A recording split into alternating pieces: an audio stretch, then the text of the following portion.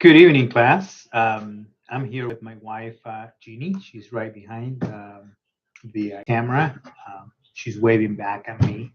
I asked her to be the my audience this evening to share my thoughts in the outline of chapters 2 and 3, which are the assignments for this week's reading, and they both deal with constitutional law and civil procedures, and quite fascinating. I'm I'm an immigrant. I lived in this beautiful country for over 30 years now. I became a citizen shortly after my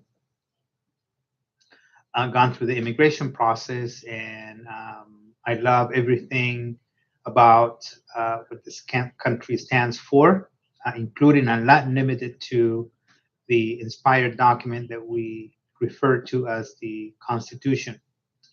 And there's nuances between the Constitution of the United States, the constitutional law, and civil procedures that I quite enjoyed reading. So I want to share some of my thoughts with my wife, Jeannie, here. I summarized both chapters, but then I focus primarily in constitutional law. Okay, honey. So here are some of my takeaways, and as it relates to the summary of both chapters. Constitutional law, I learned that focuses on the interpretation and the application of the country's constitution, which serves as the supreme law of our land. It deals primarily with the structure of government, the allocation of powers amongst the different branches, and the protection of individual rights. We the people. Civil procedures, on the other hand, deals with the rules and processes governing civil legal disputes between us individuals and entities. It ensures that the disputes are resolved fairly and efficiently through um, pre-established court procedures, while also safeguarding the rights and privilege of the parties involved. One of the relevant quotes that I outlined about constitutional law out of chapter two's reading, and I quote, because the founding fathers wanted to ensure that no single branch of government would control the others, they created checks and balances to ensure that the different branches had oversight. Thus, the president has veto power, but the House of Representatives is entrusted with the power to initiate spending bills.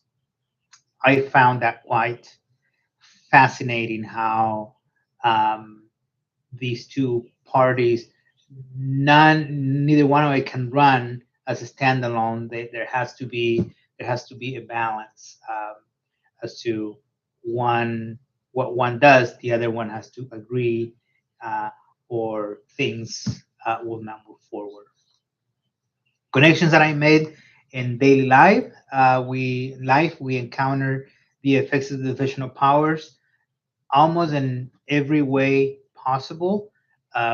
Example of those are when we pay taxes, when we receive government benefits, navigating the regulations protected by the Constitution. Both of these are protected by constitutional rights and the law. The balance and interaction between the branches of government serve to safeguard individual liberties, promote social stability, and shape the functioning of civil societies in tangible ways that affect the lives of all citizens. And as a personal takeaway, this is the fascinating part about the Constitution is that it establishes what I like to call and refer to as the framework for um, a government body that it um, not only defines the powers and responsibilities of each branch, but also allows for adapting to circumstances and social needs. Constitutional law emphasizes the ongoing dialogue and interaction between branches and governance branches of government, beg your pardon, as well as between the government and the people to ensure that governance remains responsive, accountable, and rooted in democratic principles. So, with that, Jeannie, I wanted to once again reinstate my loyal um, and commitment to safeguard the Constitution and the constitutional law to the extent in which I can control and influence. I'm grateful for the rights that this inspired document provides us with, and for those men who give some thought and were inspired to put these words, these concepts on a document that later became, by design, the example of how the world and many other countries around the world were to model the way that they structure their government.